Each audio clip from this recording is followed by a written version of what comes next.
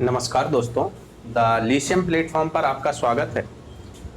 हम लोग hermeneutics and interpretative sociology को पढ़ रहे थे, यानी व्याख्यात्मक और निर्वचनात्मक जो परंपराओं के सिद्धांतकार हैं।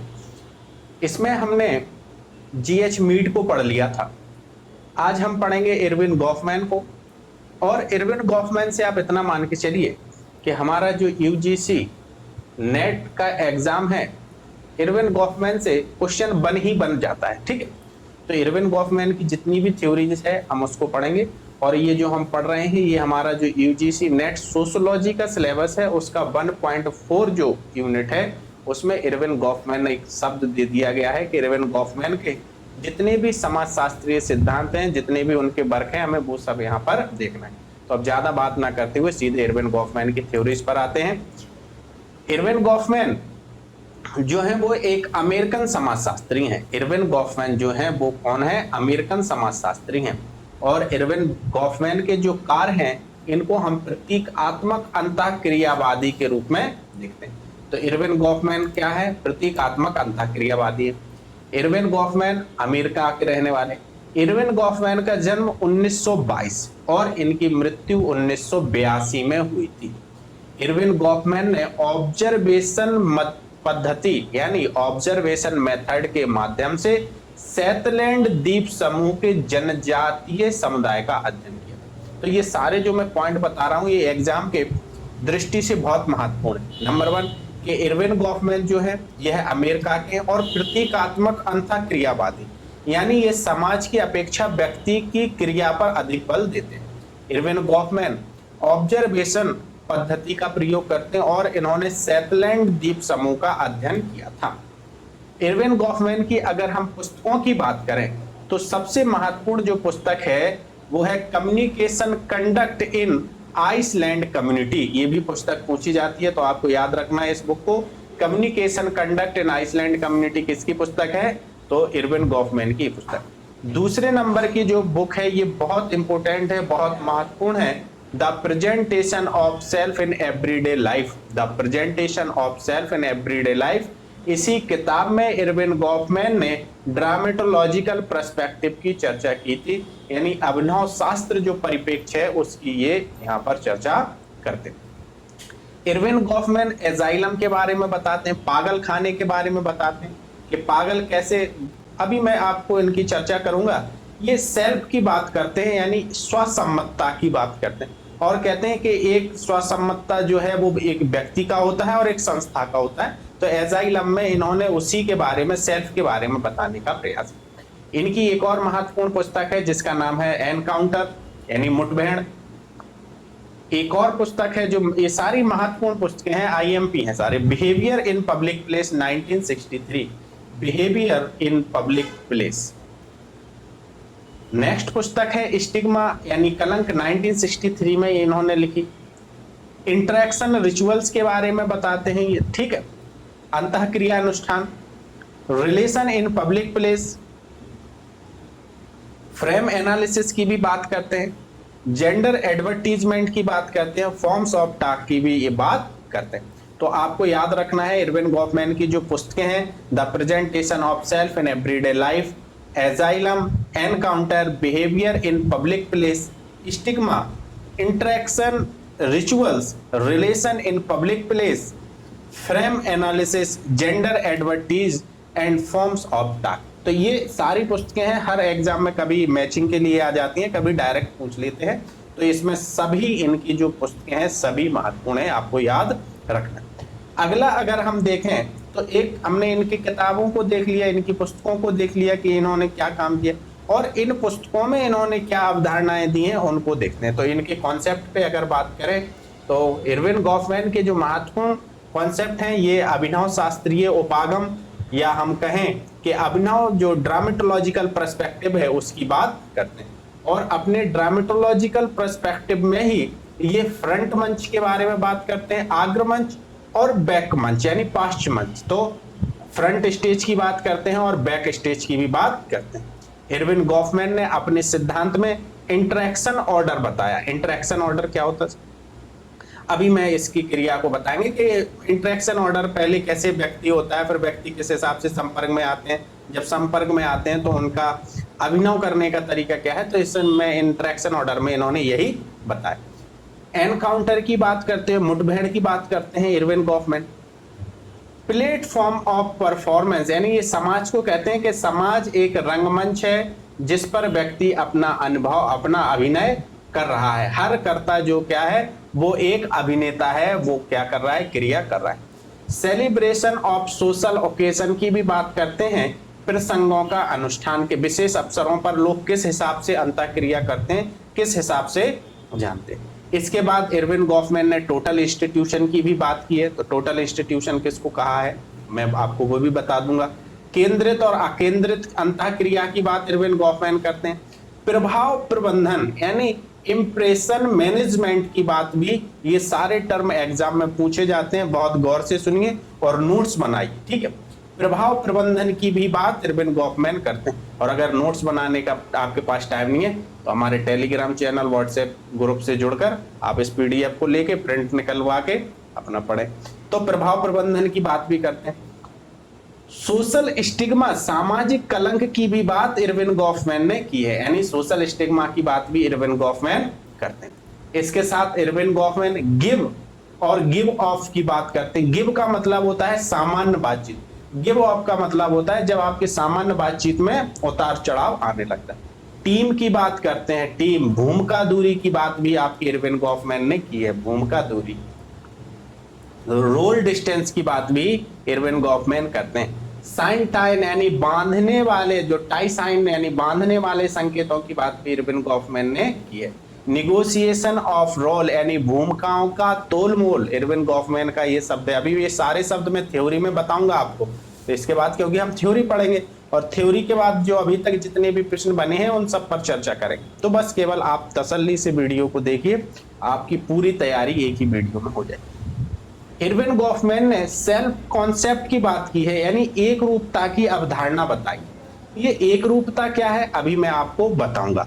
Structure of interaction, structure of जब इंटरेक्शन की बात इरविन गॉफमैन करते हैं तो कहते हैं कि व्यक्ति का जो इंटरेक्शन है वो दो प्रकार का होता है, एक रेमिडियल होता है और एक इंटरचेंज होता है। अभी टेंशन नहीं लेना है, भारी भरकम शब्द लग जरूर रहे होंगे, जब मैं समझा दूंगा तो सारी चीजें क्लियर हो जाएगी। इरविन गॉफमैन ने स्ट्रक्चर ऑफ सेल्फ की बात की है कि व्यक्ति की जो एक रूपता है ये कितने भागों में बटी हुई है। तो व्यक्ति की जो एक रूपता है इरविन गॉफमैन कहते हैं यह तीन तरीके से प्रस्तुत होती है। एक तो प्रेजेंटेशन ऑफ सेल्फ, व्यक्ति खुद का प्रेजेंटेशन करता है समाज में, उसके हिसाब से एक रूपता।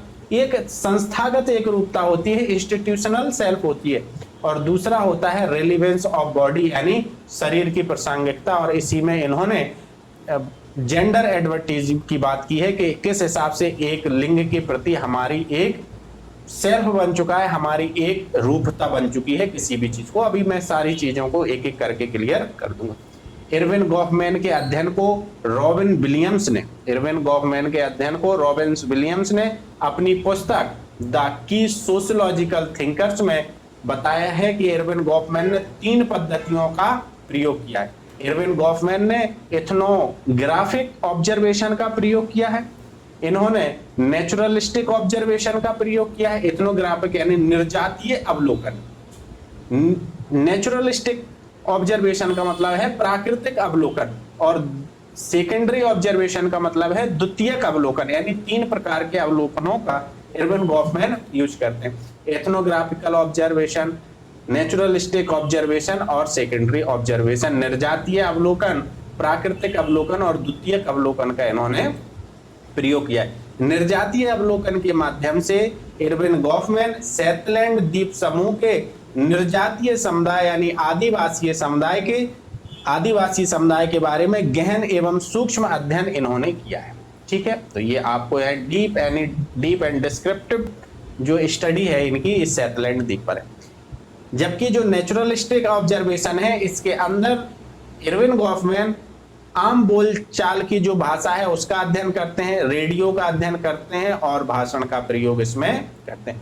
सेकेंडरी ऑब्जर्वेशन में इरविन गॉफमैन समाचार पत्र, रेडियो, पत्र, पत्रिका इत्यादि का प्रयोग करते हैं। और इरविन गॉफमैन की एक बहुत खास विशेषता है कि इन्होंने अपनी थ्योरी में मेटाफर का खूब प्रयोग किया है, रूपकों का दम से, यानी हम कहें कि बढ़ चढ़कर इन्होंने इसका उपयोग किया है। देखो ड्रामेटोलॉजिकल पर्सपेक्टिव भी एक प्रकार का रूपक ही है, मेटाफर ही है, और इसका ये अपनी थ्योरी में प्रयोग करते हैं। अब थोड़ा सा और आगे हम चलते हैं। इरविन गॉफमैन पर प्रभाव किसका था? तो इरविन गॉफमैन पर जो प्रभाव था, हार्वर्ड ब्लूमर का इरविन गॉफमैन पर प्रभाव था। इरविन गॉफमैन की जो प्रतीकात्मक अंतःक्रियावाद है, जीएच मीड का जो प्रतीकात्मक अंतःक्रियावाद है, और जो कूले की जो थ्योरी है, इन सारे थिंकर्स का हमारे जो इरविन गॉफमैन है इन पर प्रभाव था।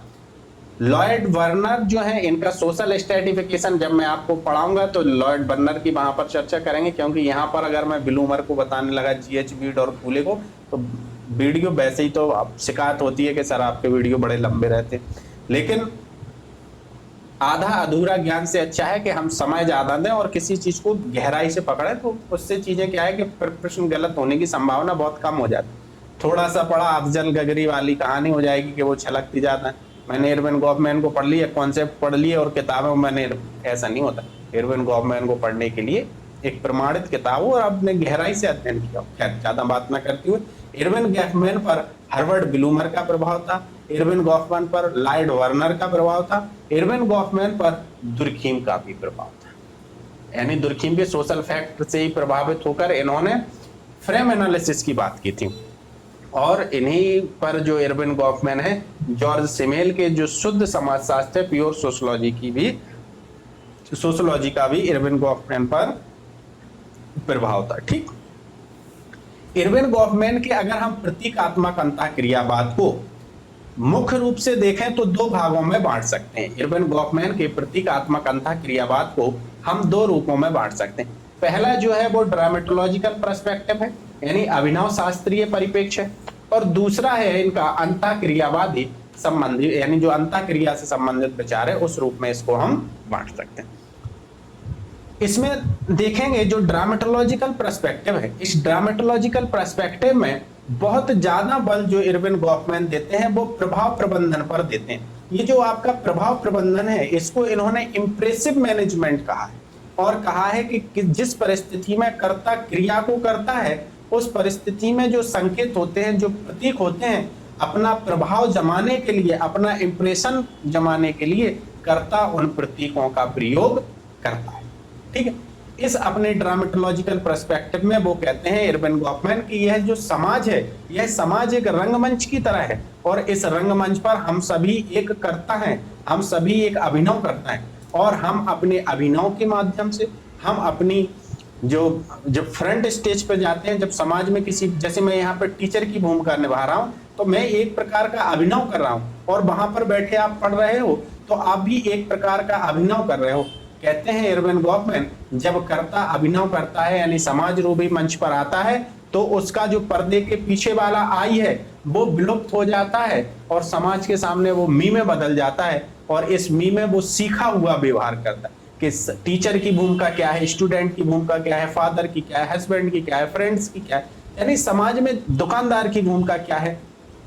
हर किसी की अपनी एक निश्चित सोशल फ्रेम होता है, और उसी सोशल फ्रेम में सब लोग क्रियाएं करते हैं। तो इरविन गॉफमैन कहते हैं कि समाज एक रंगमंच की तरह है, और इस रंगमंच पर प्रत्येक जो नागरिक है वो एक विशेष अभिनेता है, और वो अपने अभिनव के माध्यम से जो उसे परिस्थिति मिली है, जो उसका पद है, वो उस पर भूमिका, जो व्यक्ति जितनी अच्छी भूमिका निभाएगा, समाज में उसकी उतनी ज्यादा पहचान होगी, रिकॉग्नाइजेशन होगा। ठीक है, और कहते हैं पर्दे के जो पीछे, जैसे मैं यहाँ आपको पढ़ा रहा हूँ, तो ये हमारा अग्रमंच है, समाज का ये अग्रमंच है। इसके बाद हो सकता है मैं कुछ भी गाना भी गा सकता हूँ, मैं लेट के भी पढ़ सकता हूँ, या कुछ भी हो सकता है। ठीक है, वो पीछे वाला स्टेज है, गपशप भी कर सकता हूँ, मैं अपने दोस्तों के साथ हंसी मजाक भी कर सकता हूँ। लेकिन जब हम फ्रंट मंच पर हैं तो यहाँ मेरा आई नहीं है, यहाँ मेरा मी है, और मी जो है वो फ्रंट का जो है आपका स्टेज है, समाज रूपी स्टेज पर अभिनव करने की एक परिस्थिति होती है। तो इन्होंने अपने अंतःक्रियावादी जो इनका परिप्रेक्ष्य है, उसमें ये ड्रामेटोलॉजिकल मेटाफर का प्रयोग करते हैं, और इसमें बताते हैं कि व्यक्ति समाज रूपी मंच पर किस प्रकार से अपना अभिनव करता है। कहते हैं जब समाज के जो पीछे वाली स्थिति है ये उसकी आई की स्थिति है, और समाज के जब मंच पर वो अभिनय करता है तो वह है उसकी मी की स्थिति है। कहते हैं आई स्टेज के बैक का है और मी स्टेज के आगे का है, यानी स्टेज के पीछे की स्थिति कुछ और होती है। जैसे ही अभिनेता समाज रूपी मंच पर आता है तो वो समाज सम्मत जो व्यवहार है, जो स्क्रिप्ट है, समाज ने एक प्रकार की स्क्रिप्ट आपको दे दी है, वो उसी स्क्रिप्ट में आकर अपनी अभिनय करने लगता है। ठीक है, और यह समाज के पीछे वाली स्थिति है बैक। पहले स्टेज के पीछे था, फिर स्टेज पर आया और उसने अपना अभिनय किया और फिर स्टेज के पीछे चला गया। और अभिनय में वो कोई भी रोल ले सकता है, कोई भी भूमिका, टीचर भी हो सकता है, स्टूडेंट, हस्बैंड, फादर, ब्रदर, कुछ भी हो सकता है। ठीक है, तो इसी को जो ये समाज है इसको इरविन गॉफमैन ने एक रंगमंच कहा। तो हमें लगता है आपको ड्रामेटोलॉजिकल पर्सपेक्टिव जो था वो आपको बड़े अच्छे से समझ में आ गया होगा। अगले अपने सिद्धांत में इरविन गॉफमैन एक पुस्तक लिखते हैं स्ट्रेटेजिक इंटरेक्शन, और स्ट्रेटेजिक जो इंटरेक्शन है इन्होंने 1969 में लिखा। और अपनी इसी पुस्तक में इरविन गॉफमैन फ्रेम एनालिसिस की बात करते हैं, ढांचा विश्लेषण की बात करते हैं। और इनका जो ढांचा विश्लेषण है, जो फ्रेम एनालिसिस है, वो दुर्खीम के सोशल फैक्ट से संबंधित है। वो क्या है? दुर्खीम के सोशल फैक्ट से जुड़ा हुआ है। अब दुर्खीम का सोशल फैक्ट क्या है? दुर्खीम कहते हैं कि समाज में जितनी भी वस्तुएं हैं वो एक सामाजिक तथ्य की तरह हैं। हमारे सोचने, हमारे विचार करने, हमारे व्यवहार करने के तरीकों को वो निर्धारित करती हैं। व्यक्ति की चेतना के बाहर है। व्यक्ति की बाह्यता, वाध्यता और स्वतंत्रता का गुण उन्होंने सामाजिक तत्व में बताया। इसी से प्रभावित होकर इरविन गॉफमैन ने एक सामाजिक ढांचा का कहा है। समाज में जितनी भी परिस्थितियां होती हैं उन सब परिस्थितियों को समाज एक निश्चित प्रकार का ढांचा दे देता है। उसी ढांचे में, उसी फ्रेम में व्यक्ति अपने आप को बिठाकर उन परिस्थिति के अनुसार कार्य करता है। और उस जैसे मान के चलो कि विवाह हो रहा है, कहीं पर फंक्शन हो रहा है, तो एक निश्चित प्रकार का ढांचा है वहां पर कि आप जब विवाह के फंक्शन में जाएंगे तो आप साफ सुथरे और अच्छे कपड़े पहन के जाएंगे। वहां पर हंसी मजाक का माहौल रहेगा और आप मीठा और ये सब चीजें खाएंगे। तो समाज क्या है कि व्यक्ति को एक ढांचा उपलब्ध कराता है, और हर व्यक्ति उस ढांचे में, मान के चलो कि मैं यहाँ पर टीचर की भूमिका निभा रहा हूँ तो मेरे पास एक ढांचा है, मैं उसी ढांचे के अनुसार व्यवहार कर रहा हूँ। आप घर पे हो सकता है बेटी की भूमिका में हो, बेटे की भूमिका में हो, पति पत्नी या माँ किसी की भी की भूमिका में होते, तो समाज ने सब कई प्रकार के ढांचे दे रखे और आप उन्हीं ढांचों के अनुसार अपना काम करते हो। उन्हीं परिस्थितियों का, प्रत्येक परिस्थिति का अपना एक ढांचा होता है, लोग उसी के अनुसार कार्य करते हैं। आगे इरविन गॉफमैन कहते हैं कि यह ढांचा दो प्रकार का होता है, एक सामाजिक ढांचा होता है और एक प्राकृतिक। ये क्वेश्चन कई बार आ चुका है दोस्तों, ठीक है। तो प्राकृतिक ढांचा और सामाजिक ढांचे की बात इरविन गॉफमैन ने की है। अब इस ढांचे को उन्होंने एक सामाजिक ढांचा माना, एक प्राकृतिक ढांचे का मतलब है, मान के चलो जैसे गर्मी का मौसम है तो सभी लोग ठंडे स्थान पर रहना पसंद करेंगे, हल्के कपड़े पहनना पसंद करेंगे। और अगर सर्दी का मौसम है तो सभी लोग मफलर बांधेंगे, गर्म कपड़े पहनेंगे। तो प्राकृतिक ढांचा एक है और लोग उसको फॉलो करते हैं। सामाजिक ढांचा में व्यक्ति की क्रिया महत्वपूर्ण होती है, और लेकिन व्यक्ति अपनी क्रिया के द्वारा फिर भी सामाजिक ढांचे में अपने आप को बिठाने की और अपने आप को सेट करने का प्रयास करता है। उन्होंने कहा है कि प्राकृतिक ढांचे के हिसाब से अगर हम देखें कि प्रत्येक समाज का अपना एक विशिष्ट ढांचा होता है। और जैसे भारतीय समाज में आप देखें तो भारतीय समाज में जब महिलाएं एक दूसरे से मिलती हैं तो हाथ नहीं मिलाती हैं, गले नहीं मिलती हैं, वो हाव भाव और इशारे के आधार पर ही कह देते कि हम ठीक हैं भाई। जबकि पुरुष मिलते हैं तो वो हाथ मिलाते हैं या ये। तो कहते हैं यह एक सामाजिक ढांचा, और व्यक्ति सामाजिक ढांचा वो है जो है वो समाज निर्धारित करता है। व्यक्ति इसमें अपने आप को सेट करने की कोशिश करता है और ढांचे के हिसाब से ही अपनी क्रियाएं करता है। क्योंकि ये सामाजिक जो सोशल फ्रेम है, इस सोशल फ्रेम की जो व्याख्या इरविन गॉफमैन करते हैं तो वो दुर्खीम के सामाजिक तत्व से बहुत ज्यादा प्रभावित। तो ये ढांचा वाला हमने आपको ड्रामेटोलॉजिकल पर्सपेक्टिव बता दिया और इनका ढांचा वाला हमने आपको क्लियर कर दिया। अब इरविन गॉफमैन की एक और जो लास्ट इनका कॉन्सेप्ट है और बहुत महत्वपूर्ण है, मोस्टली लोग इसको पढ़ाते नहीं है यूट्यूब पर खासकर। मैं तो हमेशा से ही अपनी क्लास में भी पढ़ाया हूँ यहाँ, क्योंकि क्वेश्चन बनते हैं जब टर्मिनोलॉजी पूछते हैं, कहते हैं ये साहब तो हमने पढ़ी नहीं। क्योंकि पढ़ी क्या, ना तो पढ़ने वाले ने पढ़ाया और ना आपने पढ़ने की कोशिश की। खैर, इंटरेक्शन ऑर्डर की जब बात होती है तो अंतःक्रिया के संदर्भ में इरविन गॉफमैन कहते हैं कि अंतःक्रिया एक अर्थपूर्ण व्यवहार है। कैसा व्यवहार है? अर्थपूर्ण। जब दो लोग भौतिक रूप से एक मिलते हैं तो एक दूसरे का सामना करते हैं और अर्थपूर्ण जब मुलाकात होती है तो उसको हम इंटरेक्शन कहते हैं, उसको हम क्या कहते हैं, वह एक अंतः क्रिया हो रही है। और इस अंतः क्रिया का इरविन गॉफमैन ने क्रम बताया है, ऑर्डर का कहा है कि व्यक्ति हैं, व्यक्ति दो हो सकते हैं, दो या दो से अधिक व्यक्ति जब आपस में मिलते हैं तो उनका भौतिक संपर्क हो सकता है, और यह भौतिक संपर्क ईमेल के आधार पर भी हो सकता है, यह भौतिक संपर्क टीवी, समाचार पत्र इत्यादि किसी के भी आधार पर हो सकता है। तो इरविन गॉफमैन कहते हैं कि व्यक्ति है, व्यक्ति का संपर्क होता है, संपर्क शारीरिक रूप से भी हो सकता है, संपर्क एकाएक भी हो सकता है, मुठभेड़, जैसे हम जा रहे हैं मार्केट में और हमारा दूसरा मित्र भी मिल गया, मुठभेड़ के आधार पर भी हम मिल जाते हैं। और जैसे ही हम मिलते हैं, ठीक है, या टीवी चैनल के माध्यम से मिले या एकाएक मिले, तो हम तुरंत प्लेटफॉर्म पर आ जाते हैं, परफॉर्मेंस प्लेटफॉर्म पर आ जाते हैं। मान के चलो कि मैं मार्केट में जा रहा था, मेरा कोई स्टूडेंट मिल गया, तो हम तो वैसे साधारण इंसान की तरह जा रहे, और जैसे ही स्टूडेंट मिला तो मैं टीचर की, हाँ बताओ बच्चे क्या हाल है, ये सब पूछने लगे। और अगर कोई मेरा दोस्त मिल गया तो और उस हिसाब की बातें करने।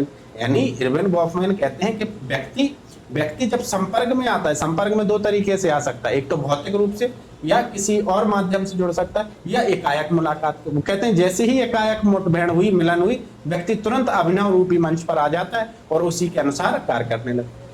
इसके आगे की जब वो ऑर्डर ऑफ इंटरेक्शन बताते हैं तो एक और बताते हैं कि यह अभिनव में व्यक्ति तो आ जाता है और यह अभिनव विशेष अनुष्ठानों पर विशेष तरीके से होते हैं। सामाजिक अवसरों पर प्रसंगों का अनुष्ठान, सेलिब्रेशन ऑफ सोशल ओकेशन, इसमें कहते हैं कि मान के चलो कि आप किसी विवाह के समय पर मिले हो तो उस तरीके की आपका इंटरेक्शन होगा, किसी के मौत मैयत पे मिले हो तो उस तरीके से इंटरेक्शन होगा, या हम कहें कि दीपावली, होली, दशहरा के अवसर पर मिले हो तो उस तरीके से आप अपने अभिनव करते हो, उस तरीके से अपने आप को प्रस्तुत करते हो। तो ये सब टर्मिनोलॉजी का प्रयोग वो अपना इंटरेक्शन ऑर्डर में इरविन गॉफमैन बताते हैं। इरविन गॉफमैन की जो पारस्परिक अंतःक्रियावाद है, इस पारस्परिक अंतःक्रियावाद को समझने के पहले आप इसको थोड़ा सा शॉर्ट में ही समझ लीजिए कि जो क्लासिकल विचारक हैं, क्लासिकल विचारक जब अंतःक्रिया की बात करते हैं तो वो समाज पर बहुत अधिक बल देते हैं। दुर्कीम के विचारों में दुर्कीम तो कहते हैं समाज ही देता है, पार्सन्स तो सामाजिक व्यवस्था को ही सब कुछ मान लेते हैं। लेकिन जो शिकागो संप्रदाय वाले लोग हैं या जो अंतःक्रिया वाले लोग हैं, इन्होंने व्यक्ति के व्यवहार पर बहुत ज्यादा बल दिया है। इसीलिए क्रिया के अर्थ में कहते हैं इरविन गॉफमैन कि क्रिया क्या है, यह अर्थपूर्ण व्यवहार है, दो या दो व्यक्तियों के बीच होने वाला अर्थपूर्ण व्यवहार ही सामाजिक क्रिया है। और इस सामाजिक क्रिया में के वो कुछ लक्षण बताते हैं। इस सामाजिक क्रिया के क्या बताते हैं इरविन गॉफमैन? कुछ लक्षण कहते हैं सामाजिक क्रिया हमेशा किसी ना किसी संदर्भ में होती है। सामाजिक क्रिया संदर्भ में होती है, एकाएक नहीं होती। हर क्रिया का अपना एक संदर्भ होता है। सामाजिक क्रिया का अर्थ केवल कर्ता ही नहीं निकालते, बल्कि क्रिया में जितने लोग संलग्न हैं वो सभी उस क्रिया का समान अर्थ ही निकालते हैं। क्रिया का निर्वचन हमें सूक्ष्म स्तर पर करना चाहिए, अंतिम यानी व्यक्ति के स्तर पर करना चाहिए, मोटा मोटी नहीं बल्कि व्यक्ति के स्तर पर जाके हमें इसको देखना चाहिए। अपनी पारस्परिक अंतःक्रियावाद की अवधारणा में इरविन गॉफमैन ने निम्न अवधारणाओं का प्रयोग किया है। उन्होंने एक रूपता की अवधारणा बताई, सेल्फ कॉन्सेप्ट बताई। एक रूपता की अवधारणा है, जैसे मान के चलो कि आप ट्रेन में जा रहे हो तो ट्रेन में आप क्या करते हो, सारे सामान को, आपके एक मना मस्तिष्क में आइडिया है कि अगर हमने सामान को अच्छी तरीके से नहीं रखा तो चोरी हो जाएगा। अगर हम रात को 11-12 बजे अकेले सड़क पर निकले तो मेरे साथ कुछ हादसा हो सकता है। तो इस प्रकार की जो एक रूपता कैसे बनी, कहते हैं इसके पीछे एक बहुत बड़ा बैकग्राउंड काम करता है। यानी आपने कई लोगों के साथ इंटरेक्शन के माध्यम से इस एक रूपता को बनाया, यह समाज में पहले से प्रचलित मानता है। ठीक है, अब वो कहते हैं अर्थ की संरचना। इस अर्थ की संरचना में बताते हैं कि जब दो व्यक्ति आपस में मिलते हैं, जब दो व्यक्ति आपस में मुठभेड़ के माध्यम से मिले या किसी भौतिक संपर्क हो जाए किसी भी तरीके, कहते हैं जब दो व्यक्ति आपस में मिलते हैं तो जो मीनिंग ऑफ स्ट्रक्चर, तो वो एक विशेष परिस्थिति में मिलते हैं। उस विशेष परिस्थिति के आधार पर ही संरचना, यानी आप कहें कि जो आपकी मीनिंग है वो संरचना के द्वारा निर्धारित होती है, उस परिस्थिति के द्वारा निर्धारित होती। तो पारस्परिक अंतःक्रिया में उन्होंने एक रूपता की अवधारणा दी, अर्थ की संरचना की अवधारणा दी कि किस प्रकार से अर्थ निर्माण होता है किसी भी क्रिया का, यानी परिस्थिति के द्वारा उस क्रिया का अर्थ निर्धारित होता है। निगोशिएशन ऑफ रोल, यानी भूमिकाओं के तोलमोल की बात इरविन गॉफमैन करते हैं। अब भाई भूमिकाओं का तोलमोल क्या है? तो भूमिकाओं का तोल मोल का मतलब है कि मुझे आईएएस बनना है, किसी को असिस्टेंट प्रोफेसर बनना है, किसी को पीसीएस बनना है, किसी को ग्रुप डी में जाना है, किसी को क्लर्क बनना, तरीके के, किसी को कुछ नहीं करना है तो केवल जो है वो पिता पुत्र पति पत्नी जो है वो अपने को। तो कहते हैं कि आप इन भूमिकाओं में जब जा रहे हो तो आप भूमिकाओं के को तौल कर रहे हो, भूमिकाओं के साथ क्या है तौलमोल कर रहे हो, निगोशिएशन कर रहे हो, और निगोशिएशन में आप जिस भूमिका में अपने आप को अनुकूलित पाते हो उसी भूमिका को ग्रहण कर लेते हो। यानी कहते हैं कि कर्ता का जो कहें कि निर्वचन की जो प्रक्रिया है, उस निर्वचन की प्रक्रिया के आधार पर वो अपने अनुकूल परिस्थिति का, अपने अनुकूल भूमिका का क्या करता है, चुनाव करता है। तो ये भी आपका निगोशिएशन ऑफ रोल की बात किसने की है, इरविन गॉफमैन ने की। पारस्परिक संरचना की अवधारणा, concept of structure of interaction. पारस्परिक संरचना की अवधारणा का मतलब है कि सभी क्रियाएं एक समान में नहीं होती। इरविन गॉफमैन ने कहा है कि जितनी भी क्रियाएं हैं वो एक समान नहीं है। कुछ क्रियाएं उपचारात्मक हैं, रेमेडियल हैं, और कुछ क्रियाएं इंटरचेंज होती हैं। उपचारात्मक का मतलब है कोई आप जा रहे थे, किसी व्यक्ति का एक्सीडेंट हो गया, आपने तुरंत सहायता के रूप में उसे उठाया और अस्पताल तक छोड़ा, तो ये एक कहें कि हम उपचारात्मक क्रिया है। जबकि विनिमयात्मक क्रिया है, इंटरचेंज एक्शन का मतलब है कि आपसे किसी ने नमस्ते किया, आपने भी तुरंत नमस्ते कर ली, किसी ने आपको धन्यवाद बोला, आपने उसको वेलकम बोल दिया। तो कुछ क्रियाएं कैसी होती हैं, वो हम कहें कि कुछ क्रियाएं वो विनियमात्मक होती हैं, इंटरचेंज होती हैं। ये जैसे अभिवादन किया तो अभिवादन कर दिया, केवल हमने जो हमारे साथ उन्होंने किया हमने वही उसका पलट के जवाब दे दी। और कुछ क्रियाएं ऐसी होती हैं जो रेमेडियल होती हैं। अब अगर हम देखें तो पारस्परिक क्रियाएं अंतिम और अनिवार्य नहीं होती। उन्होंने कहा है कि जो क्रियाएं हैं वो केवल एक ही रूप में नहीं रहती और अंतिम अनिवार्य नहीं होती, बल्कि कर्ता इनको बराबर बनाता है, बिगाड़ता है और इनमें संशोधन करता रहता है।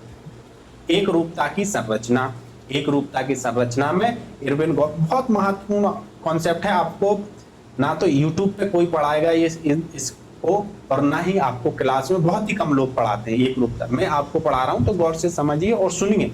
ये आपके एग्जाम में, यूजीसी नेट के एग्जाम में कभी भी पूछा जा सकता है। स्टेट फिर कहते हैं साहब क्वेश्चन कहां से बनना है, मैंने तो पढ़ा ही नहीं, यहां से बनना है क्वेश्चन। एक रूपता की संरचना, स्ट्रक्चर ऑफ सेल्फ।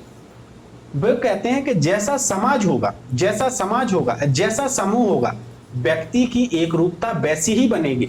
व्यक्ति समाज के अनुरूप बन जाता है। व्यक्ति क्या है, व्यक्ति समाज के अनुरूप बन जाता है। और कहते हैं इस एक रूपता के तीन प्रकार उन्होंने बताए। पहले तो बताया है the presentation of self, institutional self और रेलिवेंस ऑफ बॉडी। शरीर की प्रासंगिकता, स्व की अभिव्यक्ति, संस्थागत एक रूपता।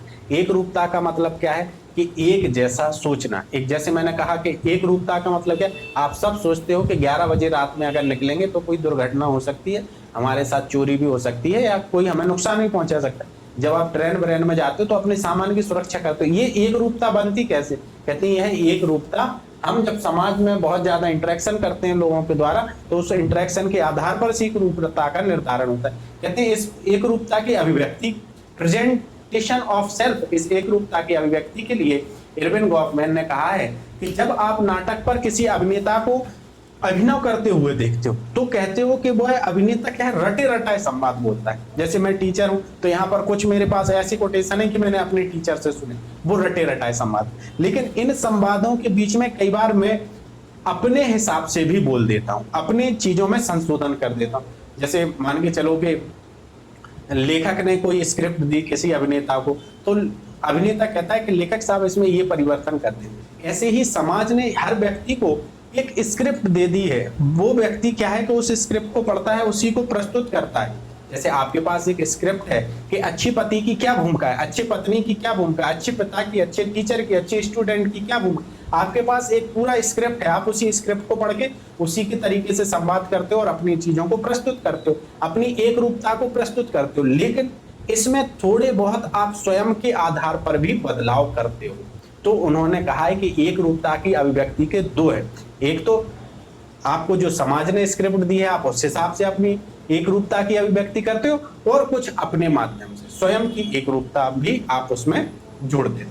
संस्थागत एक रूपता, तो संस्थागत एकरूपता के बारे में इरविन गॉफमैन कहते हैं, ये एजाइलम का जब अध्ययन करते हैं तो उसमें इन्होंने संस्थागत इंस्टीट्यूशनल सेल्फ की बात की, कहा है कि संस्था समाज है, समाज ने एक मूल्य दे दिए हैं, अगर आप उन मूल्यों के आधार पर काम कर रहे हो तो आप में संस्थागत एकरूपता है, अगर आप उन मूल्यों से हटकर काम कर रहे हो तो आप में संस्थागत एकरूपता नहीं है बल्कि कर्ता की एकरूपता है। एक पागल कह रहा है मैं पागल नहीं हूं, लेकिन पागल खाना क्या कह रहा है, क्योंकि तुम पागल समाज के हिसाब से कार्य नहीं कर रहे हो इसलिए तुम पागल। यानी संस्थागत एकरूपता क्या है कि संस्था के अनुसार आप काम नहीं कर रहे, जबकि व्यक्ति की एकरूपता क्या है, वो कह रहा है मैं पागल नहीं, जबकि संस्था कह रही है, समाज कह रही है कि तुम पागल हो क्योंकि तुम समाज के अनुसार काम नहीं कर। तो एकरूपता दो हिसाब से, संस्थागत एकरूपता है और स्वयं व्यक्ति। पागल कहता है मैं पागल नहीं हूं, लेकिन संस्था कहती है तुम समाज के अनुसार काम नहीं कर रहे हो, तुम संस्था के अनुसार काम नहीं कर रहे हो इसलिए तुम पागल। शरीर की प्रासंगिकता की बात करते हैं, रिलेवेंस ऑफ बॉडी, वो कहते हैं कि आज जो चीजों का उत्पाद हो रहा है, आज जो चीजें समाज में आ रही हैं, इन चीजों के उत्पाद में आप देखोगे तो एक जेंडर के द्वारा एडवर्टीजमेंट करवाया जाए, क्योंकि उस जेंडर को, उस देह के प्रति हमारी एक रूपता का निर्धारण समान है। तो कई प्रकार की जो आपकी एक रूपता है वो शरीर की प्रासंगिकता के आधार पर भी निर्धारित होती है। तो शरीर की प्रासंगिकता की बात भी इरविन गॉफमैन कहते हैं। तो इरविन गॉफमैन का मैंने आप देखोगे तो ड्रामेटोलॉजिकल पर्सपेक्टिव बता दिया, इरविन गॉफमैन का मैंने आपको फ्रेम एनालिसिस बता दिया, इरविन गॉफमैन का मैंने ऑर्डर ऑफ इंटरेक्शन बता दिया, और ऑर्डर ऑफ इंटरेक्शन में मैंने आपको सेल्फ के माध्यम से जितना भी उनका पक्ष हो सकता था सारा आपको बताने का प्रयास किया। अब इरविन गॉफमैन से आए हुए सारे प्रश्नों को देख लेते हैं जल्दी से, ये बहुत महत्वपूर्ण सेशन है तो इसको गौर से देखें कि निम्नलिखित में से कौन सा इरविन गॉफमैन का कार्य नहीं है। तो स्व और समाज की बात इरविन गॉफमैन नहीं करते, ये तो बात आपके जीएच मीड करते हैं, ठीक है। दैनिक जीवन में स्वयं का प्रस्तुतिकरण करते हैं, एजाइलम की बात करते हैं, समव्यवहार विधि की बात इरविन गॉफमैन। स्व के प्रस्तुतिकरण और आप कहें कि ड्रामेटोलॉजिकल पर्सपेक्टिव का प्रयोग किसने किया, इरविन गॉफमैन ने किया।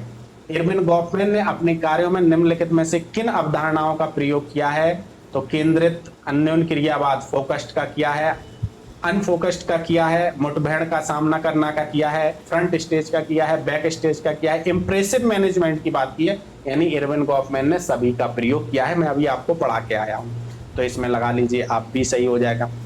इरविन गॉफमैन द्वारा निम्नलिखित में से प्राथमिक फ्रेम यानी प्राकृतिक फ्रेम की बात करते हैं वो, और आपके सामाजिक फ्रेम की बात करते हैं। यानी अगर देखें तो इरविन गॉफमैन ने दो प्रकार के फ्रेम बताए हैं, एक है सोशल फ्रेम, एक है नेचुरल फ्रेम। मैंने अभी फ्रेम एनालिसिस में बता के आया। निम्नलिखित में आमने सामने की अंतःक्रिया के विश्लेषण में अंतःक्रिया व्यवस्था के रूप में परिभाषा किसने दी, इरविन गॉफमैन ने दी। चलिए बहुत ही आसान क्वेश्चन पूछे जा रहे हैं। निम्नलिखित में से किस एक संकल्पना का प्रयोग इरविन गॉफमैन ने नहीं किया, प्रभाव प्रबंधन का किया है, आग्रमंच का किया है, टीम का किया है, लेकिन अकाउंट का तो भाई नहीं किया है। ये तो आपको गारफिंकल जी करते हैं इसकी बात। Presentation of self in everyday life dramaturgical perspective है ये, ठीक है, यानी ए वाला ऑप्शन इसमें से। अंतःक्रिया अनुष्ठान अभी पढ़ा के तो आया हूं भाई। चलो इरविन गॉफमैन किससे संबंधित हैं, ड्रामेटोलॉजिकल पर्सपेक्टिव से। फ्रेम एनालिसिस की बात कौन करता है, बताने की जरूरत नहीं है, ये वाला क्वेश्चन मैं आपको करवा के आया था सबसे पहले। केंद्रित अंतःक्रिया इरविन गॉफमैन, परावर्तक क्रिया अल्फ्रेड शुट्ज, संप्रेषण हैबरमास आपको पढ़ा चुका हूं।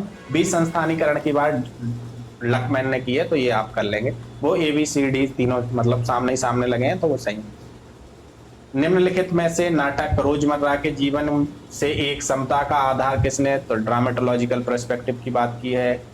सामाजिक मूल्यांकन का वह दृष्टिकोण जिसमें नाटकशाला रोजमर्रा के जीवन से एक समता का आधार है, ड्रामेटोलॉजिकल पर्सपेक्टिव। निम्नलिखित में से किस एक संकल्पना का प्रयोग इरविन गॉफमैन ने अपने उपागम में नहीं किया, भाई कई बार बता चुके हैं, प्रभाव प्रबंधन का किया है, आग्रमंच का किया है, टीम का किया है, लेकिन विवरण का नहीं किया है। विनिमय यानी ये तो आपका हो जाएगा पीटर ब्लाउ। नाटक है तो इरविन गॉफमैन में चला जाएगा, ये अल्फ्रेड शुट्ज में आ जाएगा, निर्देशिका आपके गारफिंकल में चली जाएगी। तो आप अभी टेंशन लेने की जरूरत नहीं है, आपको इथनोमेथोडोलॉजी और फिनोमेनोलॉजी मैं इसी हफ्ते आपको पढ़ा दूंगा, बस आप तो केवल वीडियो देखिए और नोट्स नहीं बना रहे हैं तो बहुत अच्छी बात है, नहीं बना रहे हैं तो इसकी ही फोटो कॉपी निकलवा के उसको रिवाइज कीजिए बार बार। आपका नेट बहुत छोटी चीज है, बड़े आराम से हो जाएगा। स्टॉक ऑफ नॉलेज की बात कौन करता है? अल्फ्रेड स्विट्ज करते हैं, यहाँ लगाओ। नाटकीय अंतःक्रिया भी बता के आया हूं, आपके कौन हो जाएंगे? गॉफमैन हो जाएंगे। अकाउंटिंग विधि आपके हो जाएंगे गारफिंकल जी, और आपके social construction of reality Peter Berger एवं लकमैन। ये सब टेंशन नहीं लेना है, क्योंकि अभी इथनो मेथोडोलॉजी फिनोमेनोलॉजी मैंने पढ़ाया नहीं, तो इसलिए आपको टफ लग रहे होंगे वो। गॉफमैन ने नाटक शास्त्र में किसको सम्मिलित नहीं किया? अरे भाई, आग्रमंच को किया है, ठीक है, रहस्यीकरण को बिल्कुल नहीं किया, प्रभाव प्रबंधन को किया, पश्च मंच लिखना चाहिए था। ये आग्रह है तो वो पश्च होगा, साइट स्टेज कह रहा है इसमें। तो अब इसको थोड़ा सा इंग्लिश में होता तो और ज्यादा क्लियर होता है, इसको थोड़ा सा छोड़ दो क्वेश्चन को, ठीक है, क्योंकि यहाँ पर चीजें समझ में नहीं। वो पार्श्व लिख रहा है, यहाँ पर साइट लिख रहा है, अग्नमंच क्या है, ठीक है, इसको छोड़ दो। टोटल इंस्टीट्यूशन की बात इरविन गॉफमैन, मैंने कॉन्सेप्ट में आपको बता दिया था। इरविन निम्नलिखित से कौन सा जोड़ा सही है? तो इरविन गॉफमैन फ्रैंकफर्ट स्कूल के हैं? बिल्कुल नहीं है। इरविन गॉफमैन तो शिकागो स्कूल के हैं, मैंने आपको बता के आया था। शिकागो स्कूल वाले क्या है कि शहरी समस्याओं का अध्ययन करते हैं। 1892 में ये स्कूल प्रारंभ हुआ था, शिकागो विश्वविद्यालय में समाजशास्त्र विभाग की स्थापना हुई, और यह क्या करता है? शहरी समस्याओं की बात करता है। हार्वर्ड विलूमर शिकागो स्कूल के हैं, बिल्कुल सही है, तो ये बात सही हो जाएगा, सही जोड़ा तो ये हार्वर्ड विलूमर शिकागो, क्योंकि विलूमर के ही तो शिष्य कौन है? Irwin Goffman. आत्मा का प्रस्तुतिकरण भूमिकाओं के अधिनियम, बस आत्म का प्रस्तुतिकरण, सेल्फ प्रेजेंटेशन, ठीक है। अंतःक्रिया अनुष्ठान, ये सारी चीजें मैं आपको अभी पढ़ा के आया हूं। देखो, अनफोकस्ड एंड फोकस्ड इंटरेक्शन, अंतःक्रिया। समाजशास्त्र में भूमिका निर्वाह, ये थोड़ा क्वेश्चन अलग लग गया, ये जीएच तो आपको अच्छे से मैं एक बार फिर से रिवाइज करा दे रहा हूं कि ये मैंने इरविन गॉफमैन को बहुत विस्तृत तरीके से आपको पढ़ा दिया है। अब आप इसको बार बार सुन लो या नोट्स बना लो। इसके साथ ही अगर आप हमारे गूगल मीट पर मैं आपको यूजीसी नेट का बैच पढ़ाता हूं, आप हमसे जुड़ना चाहते हैं तो इस नंबर पर संपर्क करके आप हमसे जुड़ सकते हैं। अब मैं नए थिंकर्स के साथ आपको अगले वीडियो में मिलूंगा।